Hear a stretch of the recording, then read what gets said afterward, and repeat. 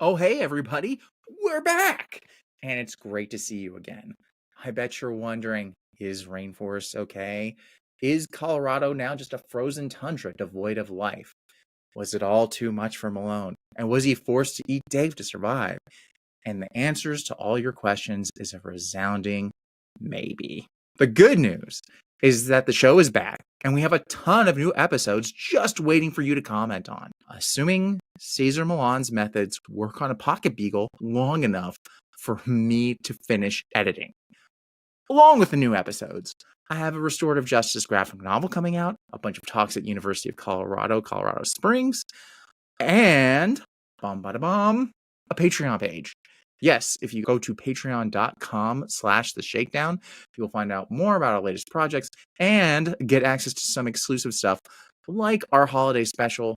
So much cool stuff is on the way. We have some great topics. I have some ideas for different formats, which I definitely want your feedback on. And I have some guests in the works. Plus, we have an all new fancy schmancy intro, which you will see right about. Hello, and welcome to the Shakedown, where we discuss the criminal justice system from the inside out.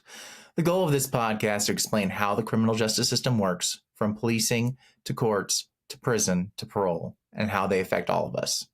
The hosts of the Shakedown draw from personal experience and share their stories. Our hosts include Malone, who spent 30 years in Texas prisons and is now a published comic book artist. Dave has been in and out of prisons for most of his life and is a proud dad. Both have traveled the country speaking about their experience with Texas prisons. My name is Ryan, aka Rainforest, and I spent 6 years in Texas prisons, during which time I studied sociology, criminology, and writing. I now live up in Colorado, where I help with local projects to help those struggling in the community. And now, here's our show.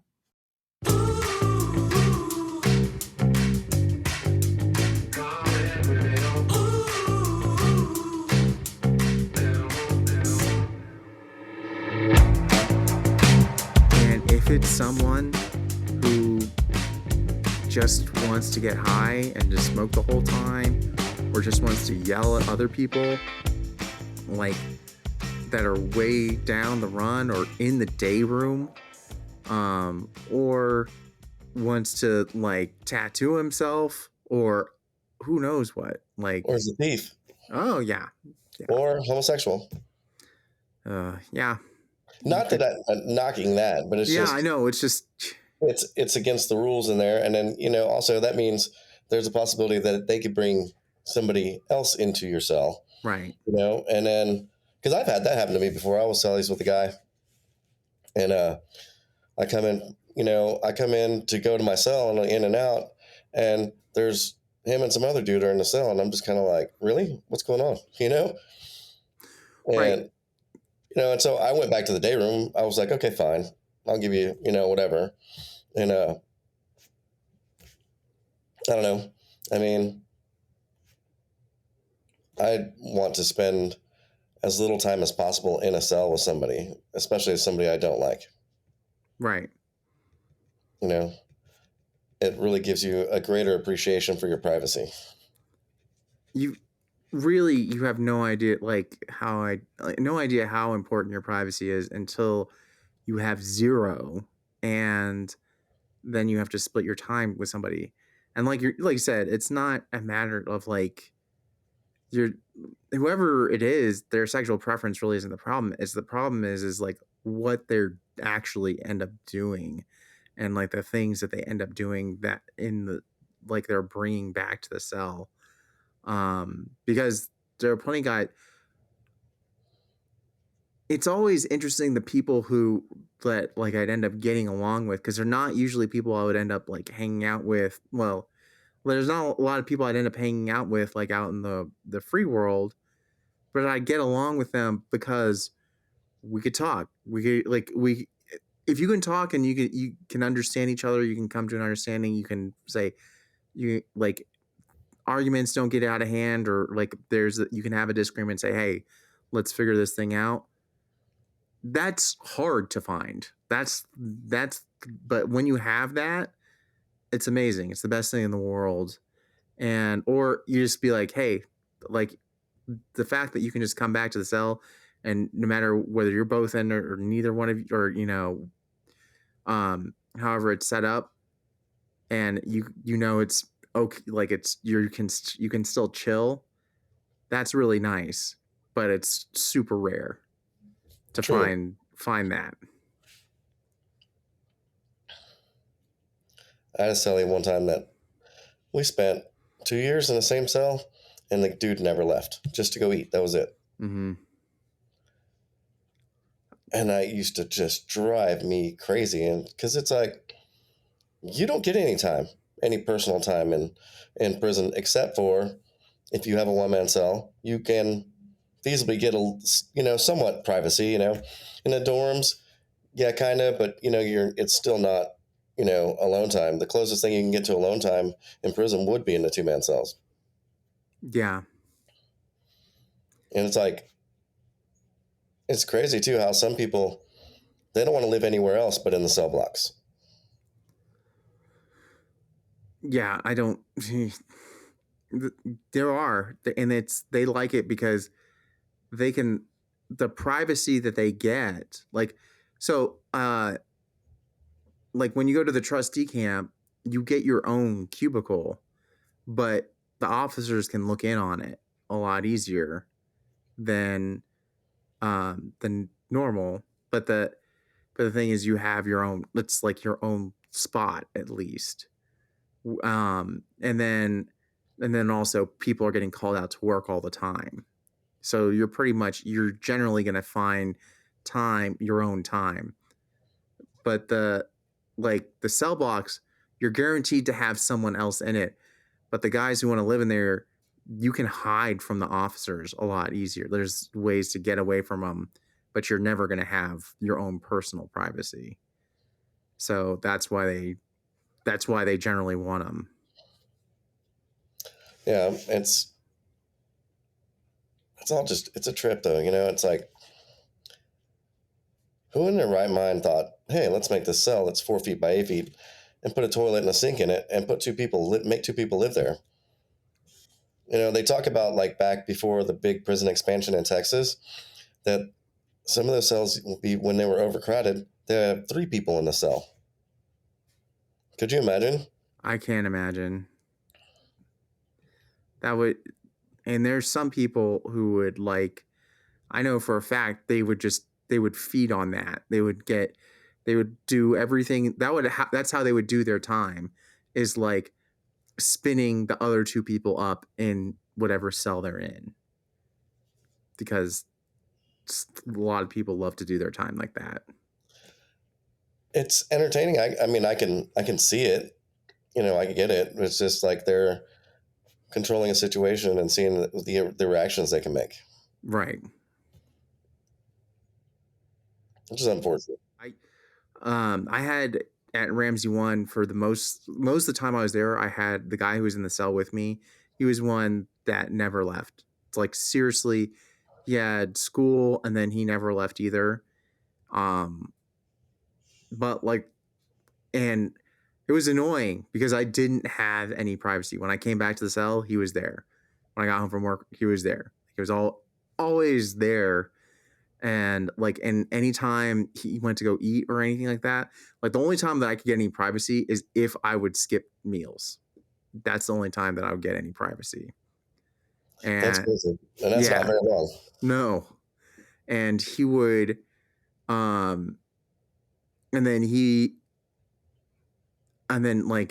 would like rush to get in as soon as possible. So, but the good news is that we got along. Other than that, like, then it was annoying, but there's no issues. He just, as long as he could stay in the cell, he was fine. I was like, that's fine. I think in a lot of ways, when you're living in that close of proximity to somebody, there's quirks and things you will put up with that might even seem funny, right? Yeah. Or whatever, or humorous, that, in a normal situation would drive you crazy. Right. But, when you're living in a confined space, you kind of got to, you got to be very flexible. Otherwise, it's not going to be good. Well, one thing is it's a lot easier to be. I feel like it's a lot easier to be optimistic because you you can see how much worse it can get. A lot of times, it's so much more clear, like what how much worse you could see. Like you might be stuck in your cell with your Cellie, the house mouse, like um who's there all the time, and then you leave, and then you'll see someone, and you'll be like, well, at least I don't have that dude. like I'm not stuck living with them. Or someone who I remember my first Cellie. He I was able to get moved only because he got her cell was getting searched like 3 times a day because he had hidden K2 and all this other stuff he had taken from maintenance. That brings up another topic too. People like your Cellie having contraband. Yeah. They come in and shake the cell down. You've got whatever, say there's tobacco in a common area. Your Cellie doesn't want to own up to it. So what happens? You both get a disciplinary. Right.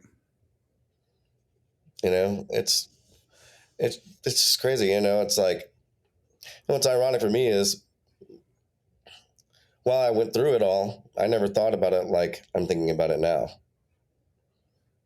It was just like, oh, this is another facet of prison. This is something I have to be used to. Whatever. Woo, this is how things work. Right. Versus here, you sit back and you're thinking, damn, like all the, the things you have to deal with, things you have to get to know, just like your interaction with somebody, and not even just somebody, but like say your interaction with your cellmate and his homeboys. Yeah, that is absolutely. You have to.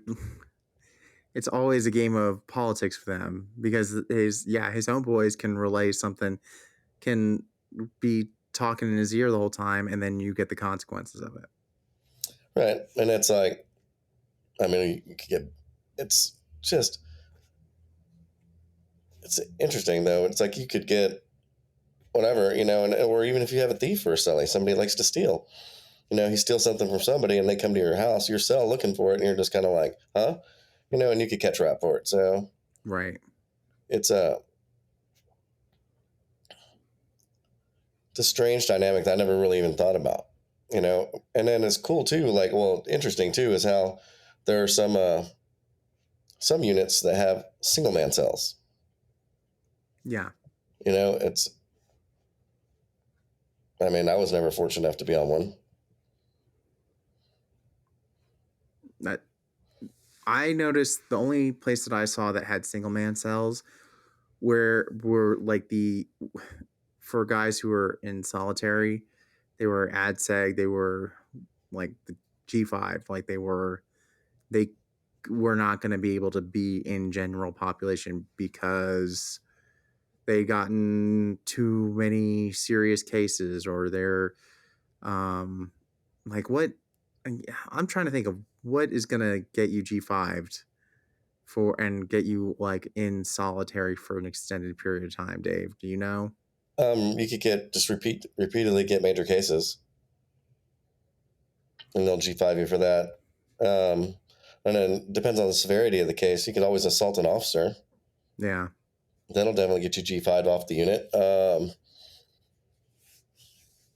Try and kill somebody, that do the same thing. Or not, that sounds so just like matter of fact, but like, so I guess, like you shank somebody. Yeah. G5.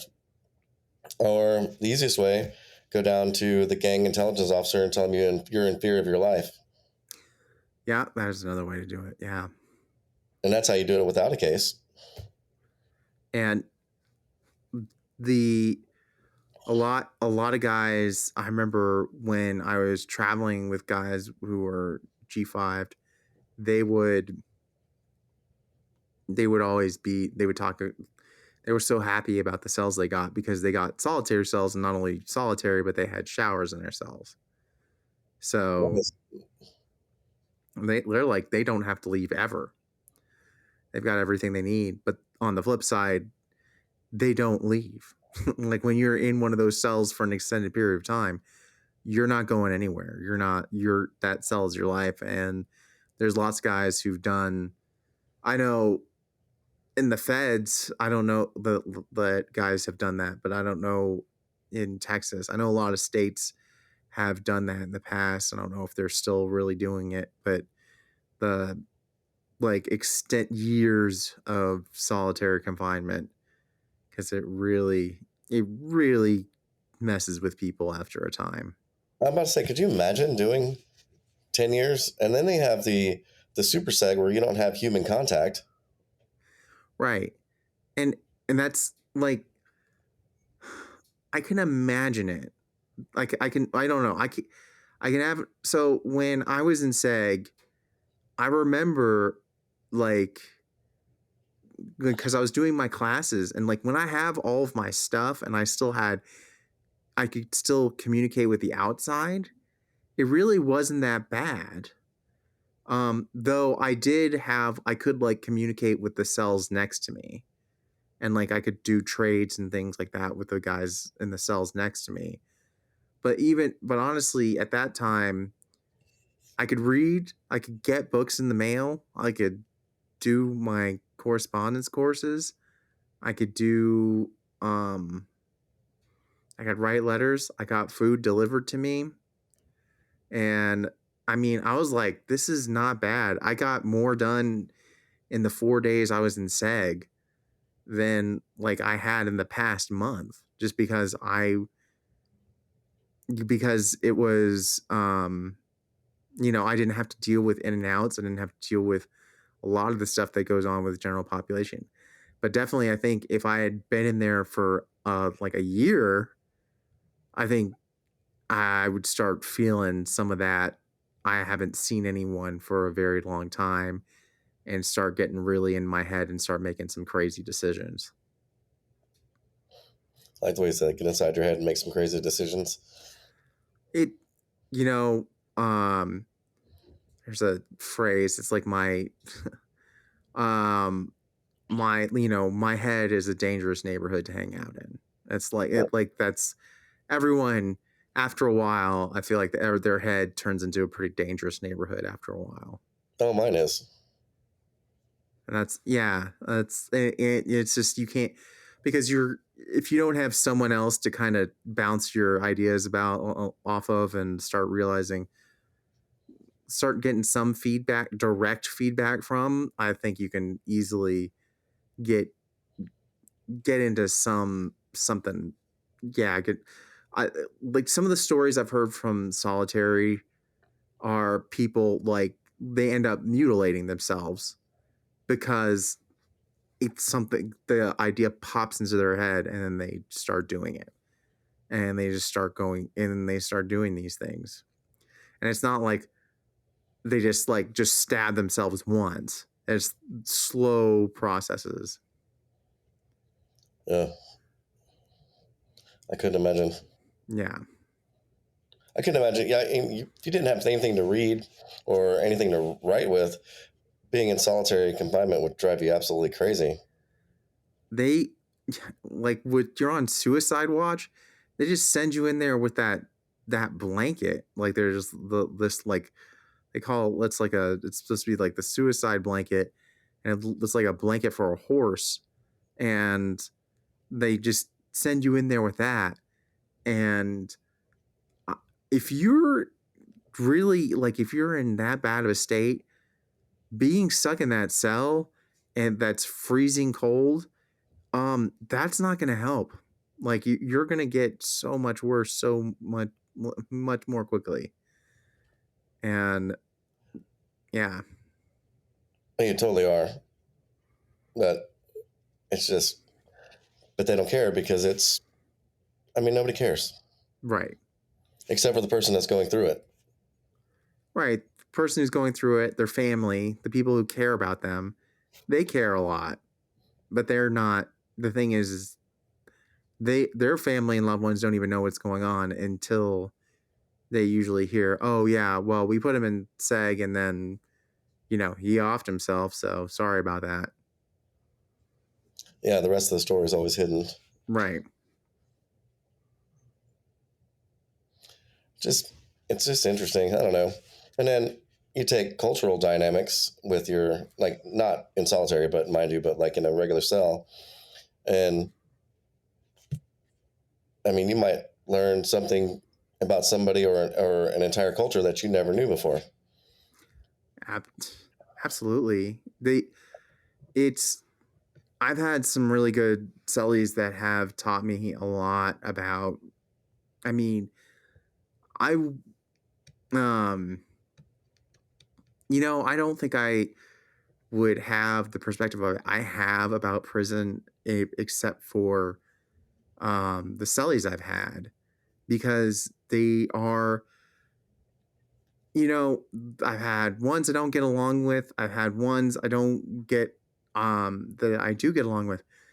Even the one who I that wanted to fight, the one who wanted to fight, I honestly, my thing was is like, he had a serious brain injury. Like, he was like, he had serious health issues that needed to be addressed and never did. And then his buddies who were in the day room wanted to see him fight me. So they spun him up. And this like and so it's not like it wasn't like I was mad at him. I'm mad that this is the situation that he ended up in, and that's where it goes. So that's why I would love to see something where there are no Cellies, or where you're not doing that, because it's not like, it really is not helpful to anyone. No, it's not.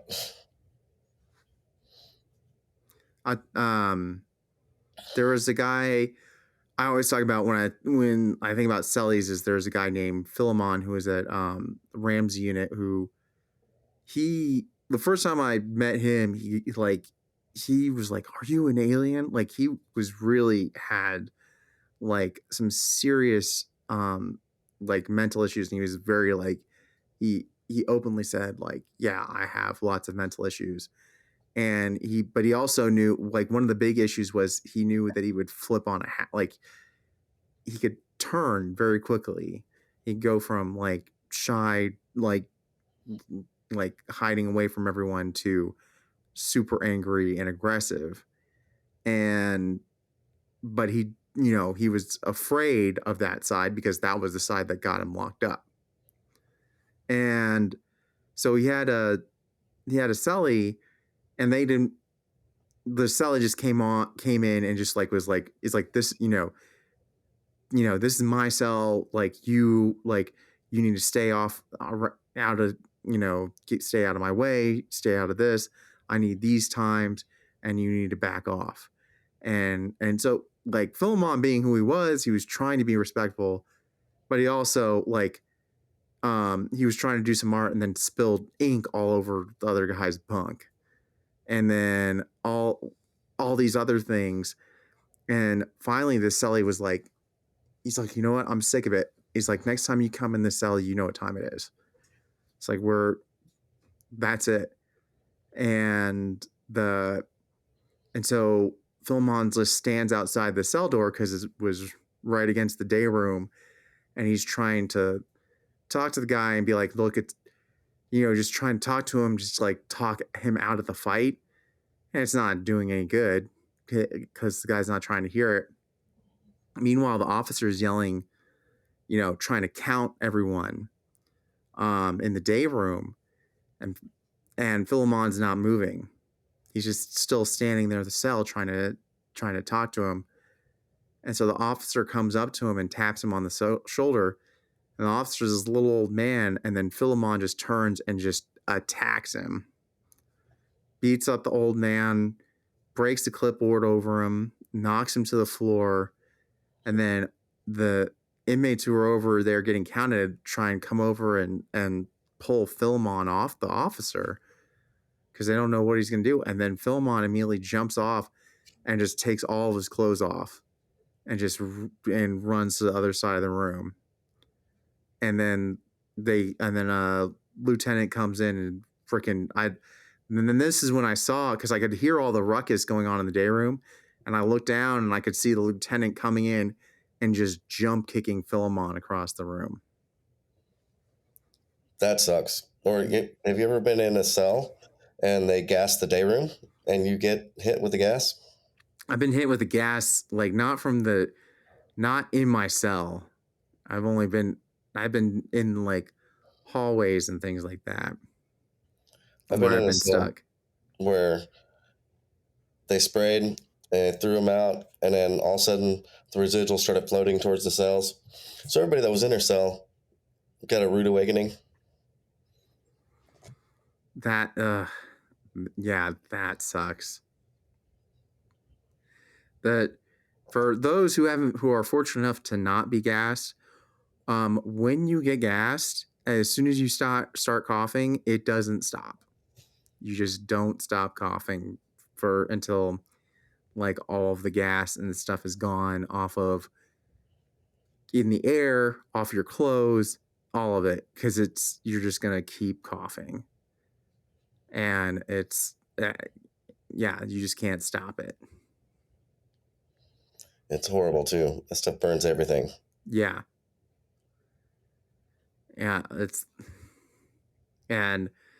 in prisons they're set up with all sorts of the kitchens, the day rooms, everything. They're set up so that officers can just shoot in gas whenever they want to. They can just fill it up with gas indiscriminately, and they'll say straight up, if something happens and the officers feel like they're threatened or whatever, then they'll just fill it up with gas.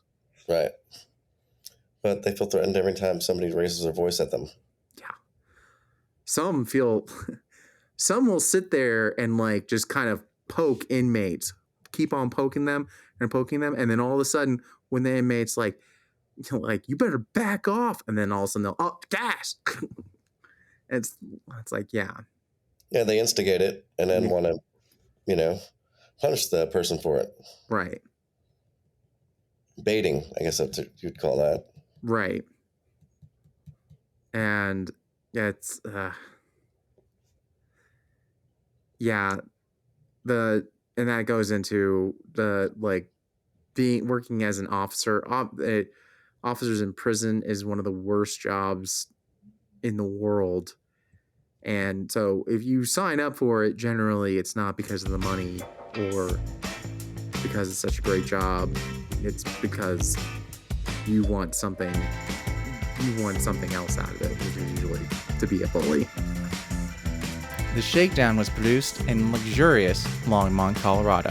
Envato Elements provided our theme song, Shakedown. If you want to support us, you can find Shakedown shirts, hoodies, and more at waywordpress.com. That's WAYWORD press.com. If you have ideas for future episodes or cool stuff you want to see us make, let us know in the comments on YouTube, Facebook, and Instagram at GetTheShakedown.